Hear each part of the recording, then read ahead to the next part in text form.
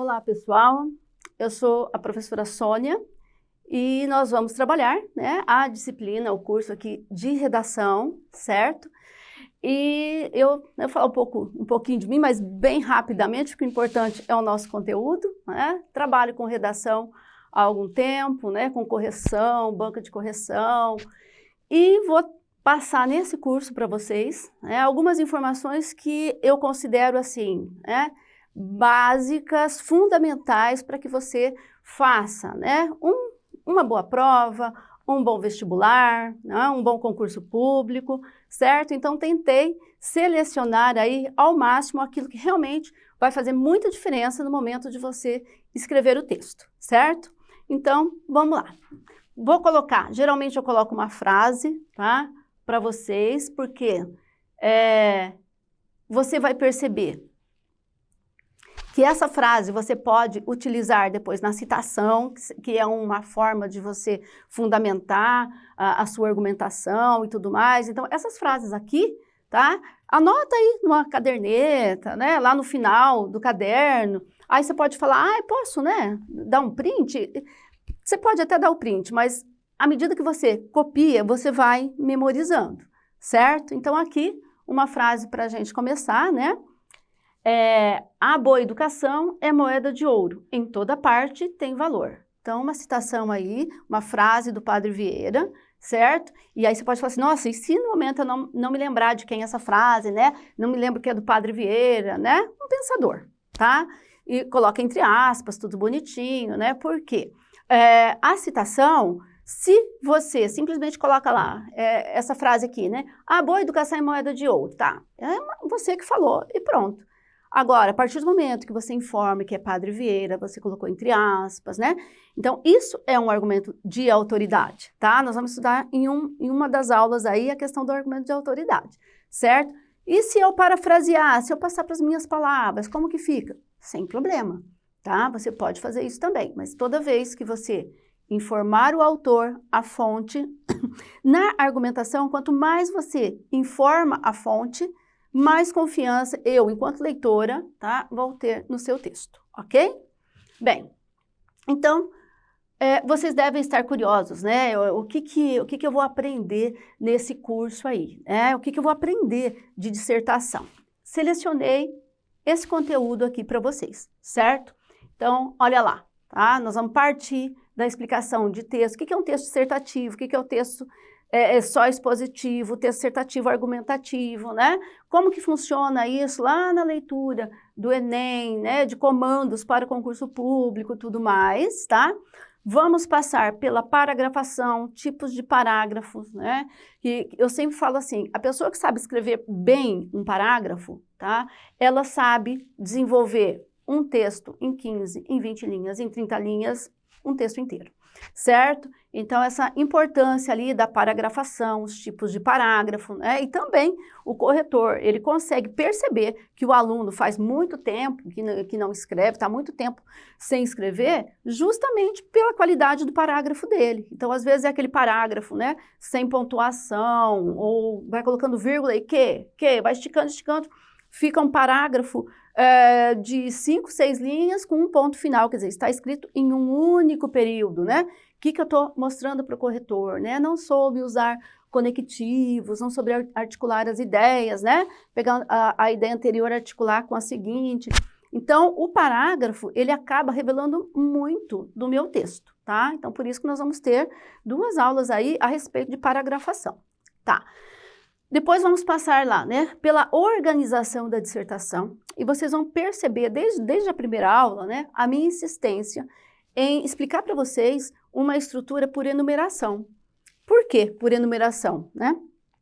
Por enumeração uma estrutura que eu tenho percebido assim, os meus alunos que saem muito bem em concurso público, né, que ficaram com a nota entre 900 e 1000 no Enem, certo? Aqueles que fazem vestibular, eles têm usado essa estrutura por enumeração.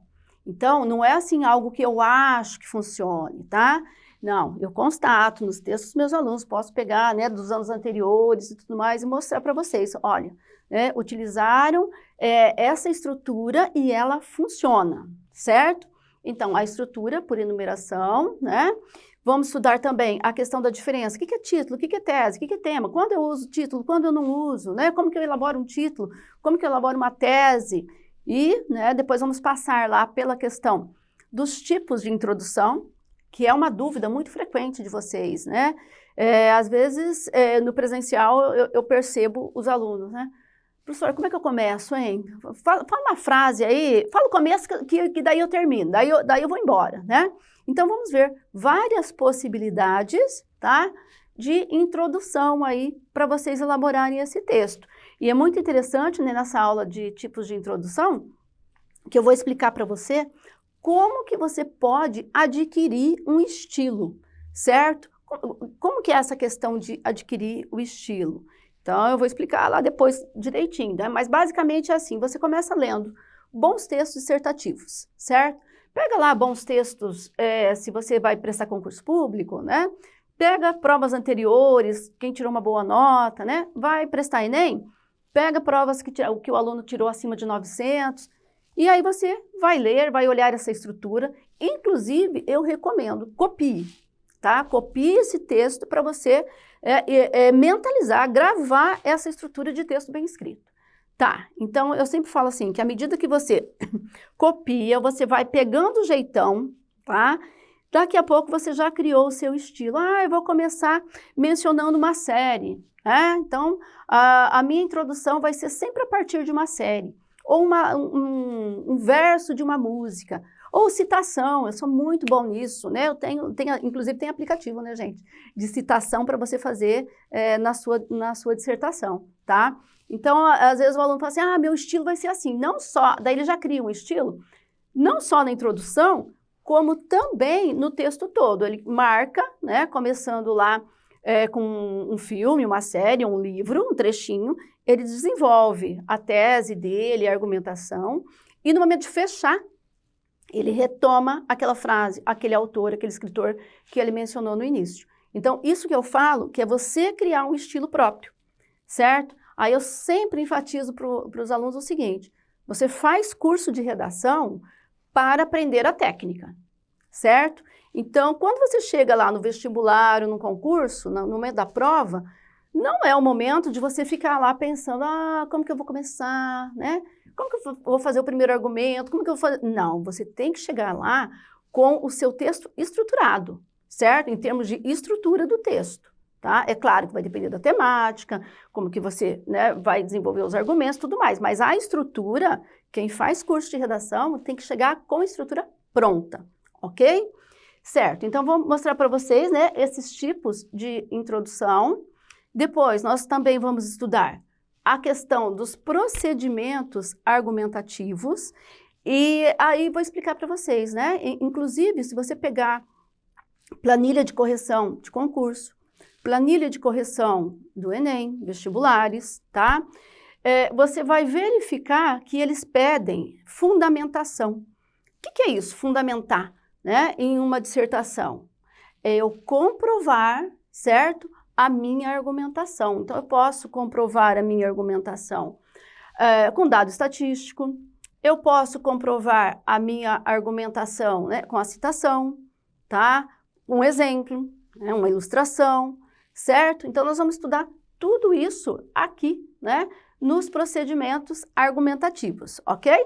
Tá aqui, né, os procedimentos argumentativos.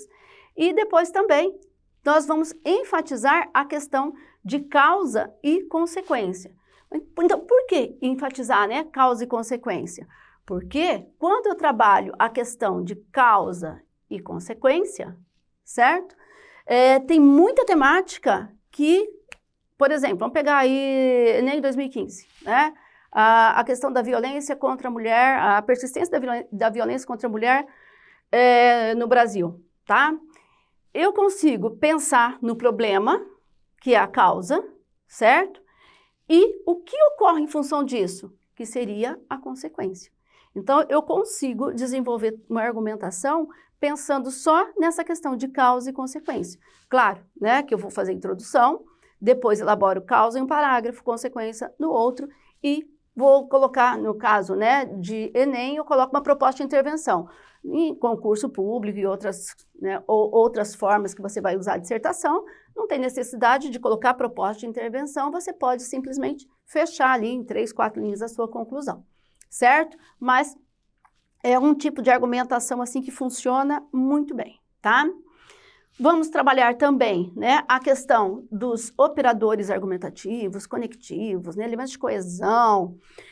Por que dar ênfase, né, a esses operadores e aos elementos de coesão? Porque se você pegar planilha, tá, e eu costumo fazer muito isso, né, quando eu vou dar aula de redação, às vezes é para um concurso público, para o Enem, para um vestibular, primeira coisa que eu faço, ler o edital, porque eu sempre falo que a prova de redação, ela começa na leitura do edital do concurso, né, ou do vestibular, seja lá o que você for fazer, né, que tenha que escrever o texto dissertativo. Tá? Então, geralmente, pessoal, estou falando geralmente, mas em todas, tá? Toda planilha de correção contempla operadores argumentativos, elementos de coesão, certo? Então, inclusive no Enem, né, é a competência 4, tá? Depois nós vamos falar das competências do Enem, e é a competência 4, ok?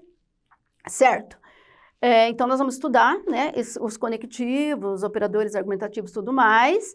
E aqui coloquei para vocês as competências do Enem. Aí você pode falar assim, mas eu não vou fazer Enem, né? Eu quero estudar redação para fazer um concurso público, né?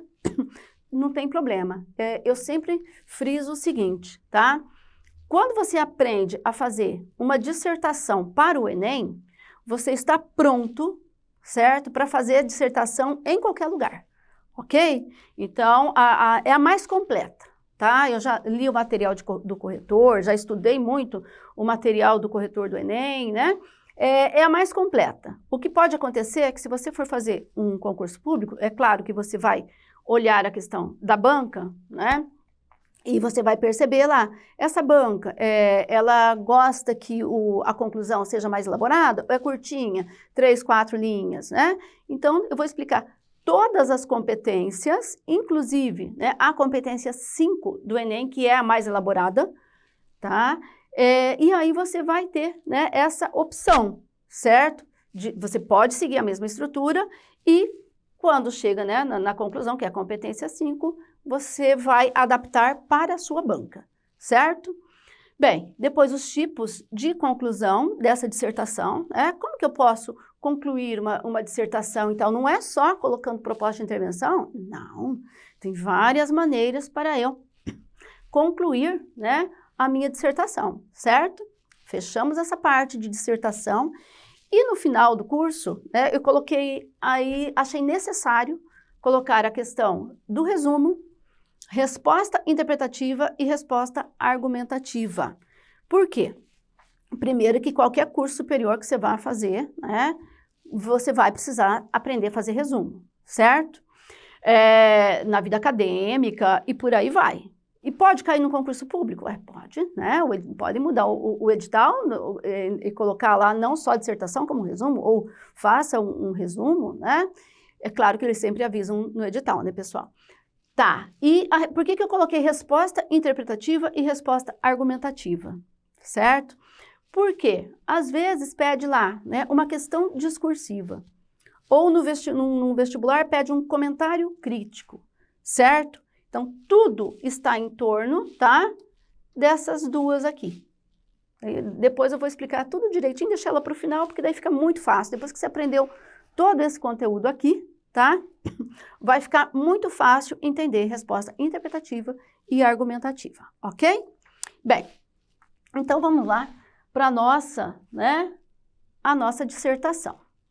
Então, o que é um texto dissertativo expositivo e o que é um texto dissertativo argumentativo? Tem diferença? Tem, né? É claro que, geralmente, eles pedem o texto argumentativo, ok? Para você saber, né, esse texto dissertativo, só dissertativo, ele é mais expositivo mesmo. Você expõe, tá, a sua ideia, comprova a sua ideia, pronto, tá? Agora, o dissertativo argumentativo, o que acontece? aqui a coisa pega, porque você vai ter que argumentar, tá? Você vai ter que elaborar a sua argumentação, fundamentar, que é o que tem, né, nas planilhas de correção. Então, você pega planilha de correção de concurso, tá lá, né? Fundamentação, tá? Você pega a planilha do Enem, tá lá, maneiras do candidato fundamentar o argumento dele, ok? Então, tem que ficar muito claro na tua cabeça o seguinte. Primeira coisa, tá? Quando eu faço um texto dissertativo, se eu simplesmente colocar nesse texto o que eu penso, você não está fazendo uma argumentação. Ele pode até virar ali um comentário, um texto de opinião, certo? Então, o que eu preciso fazer para esse meu texto se tornar um texto dissertativo argumentativo? Pense na seguinte estrutura, para um parágrafo argumentativo, tá? Vamos pegar lá o parágrafo argumentativo, que já é do desenvolvimento. Depois eu vou colocar parte a parte para vocês, tá? Mas só para você pensar o que é um texto argumentativo. No texto argumentativo, eu faço uma afirmação inicial, certo? Então, eu faço minha afirmação, ponto. Aí, depois dessa afirmação, eu vou explicar. Tá? Por que eu estou falando ponto, né? É porque esse parágrafo argumentativo, ele tem que ser pontuado, você tem que colocar a marcação ali dos operadores argumentativos, certo? Então, ó, fez a afirmação, ponto, explicou, né? De repente quer colocar mais um argumento, além disso, além do mais, ademais, né? Tá, argumentou? É argumento seu, certo? Aí você precisa comprovar o seu argumento. Como que você pode comprovar? Você pode comprovar esse seu argumento, como eu mencionei antes, né, com um dado estatístico, com uma reportagem, de acordo com uma reportagem veiculada na mídia, né? Então, você sempre vai comprovar essa argumentação, ok? E tem, né, o texto também, que às vezes ele é persuasivo, quer dizer, vai além da argumentação. O que é o persuasivo? Além de eu ter argumentado, eu quero fazer com que o outro mude de opinião. Então, eu vou tentar influenciar o meu interlocutor, certo? No sentido não só de argumentar, fazer com que ele acredite no que eu estou falando, como ele também mude de atitude, certo? Então, né, acho que está claro aí essa diferença, né, entre o texto expositivo, o texto argumentativo, tá? E aqui, porque às vezes o aluno pergunta assim, mas como que eu estruturo esse texto? Tem corretor que ele chega até a pedir para o aluno, ele dá um número de linhas, tudo mais, né? Então aqui, na verdade, eu só coloquei número de linhas para vocês terem uma ideia, tá? Mas é claro que não precisa ser rigidamente dessa maneira, ok? Coloquei aqui, ó, primeiro, né? Vamos voltar lá, né? O texto dissertativo eu posso fazer em 3 parágrafos, 4, 5. Nós vamos trabalhar sempre com uma média de linhas de até 30 linhas, certo? Porque tem concurso que pede aí entre 20 e 25, outros de 20 a 30, tá? Então, nós vamos trabalhar com essa média de 30 linhas, tá? O mínimo de parágrafos que eu posso fazer em 30 linhas, né? 3, certo? O ideal, 4. Por quê? Como nós vamos trabalhar com a enumeração, então, né, introdução, puxa um aspecto, né, outro aspecto, tá? Já foram aí 3 parágrafos e concluo 4 parágrafos, ok?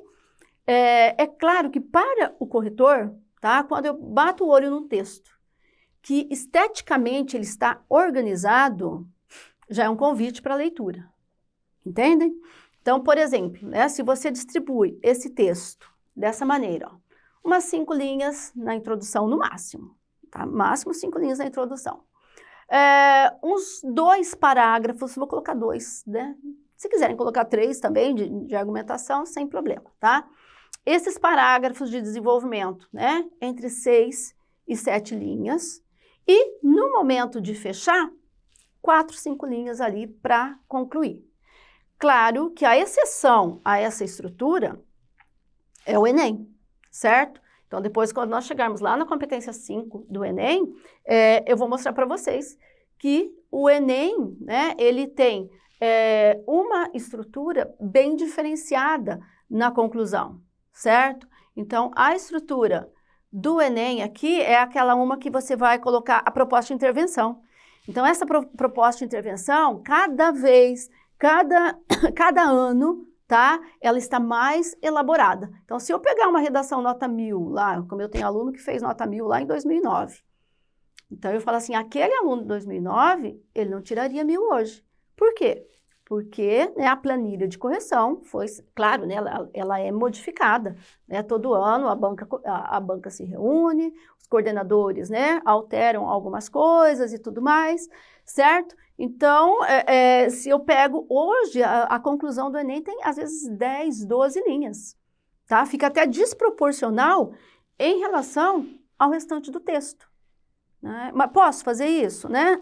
Pode ficar desproporcional assim, né? Você está atendendo, na verdade, ao comando, né? E é o que eu sempre falo. Candidato esperto é aquele candidato de concurso, de vestibular, seja lá o que você for fazer, né? É aquele candidato que ele vai lá e vai estudar material, vai olhar provas anteriores. Então, por exemplo, você pegou e entrou nas provas anteriores lá, do Enem 2019, e você percebeu que mesmo quem fez 12 linhas na conclusão, tá? Ele tirou nota 1000, porque ele atendeu plenamente, tá? O mesmo vale para o pessoal de concurso, né? Sei lá, a tua banca é o CESP e, de repente, lá você percebeu que numa prova anterior tinha que ser, né, cada argumento em um parágrafo. Ótimo, ponto para você, certo? Pessoal, é sempre assim, você, né, tem que começar a sua prova de redação lendo o edital lá, tá? Então, leia o edital, né? E eu sempre falo assim, não posso deixar de falar isso, né? Eu falo que eu amo quando o aluno pergunta para mim, para que eu tenho que aprender isso? Para que eu tenho que aprender dissertação? Então, é um tipo de texto que, com certeza, tá? Você, em algum momento da sua vida, você vai precisar dele. Mesmo que você fale assim, mas eu nem vou para a vida acadêmica, né? Nem quero prestar concurso, para que eu vou aprender isso? Porque provavelmente um dia você vai ter que procurar trabalho, né? E alguém já deve ter passado por essa situação, certo? Eu escuto o aluno falando, né, que dependendo do emprego que você vai procurar, a prova começa, na verdade, com uma dissertação, né? Eles entregam uma folha em branco, uma temática, e pede para o candidato à vaga escrever uma dissertação antes mesmo da entrevista. Por quê? Porque é nesse texto que você se revela, né? É nesse texto que eu vou entender muito de você, né? Com o texto lá, se o raciocínio está bem organizado, né? Se eu consigo elaborar uma tese, defender aquela tese, certo? Então, é o tipo de texto assim, que você consegue, com a técnica, se aprimorar nele. E realmente, né, ele vai trazer um efeito muito benéfico na tua vida, vai trazer muitos bons resultados, né? Tanto que vocês devem saber, olhando aí, Enem, olha lá quanto que vale a prova, né? Vestibular, nem se fale, né?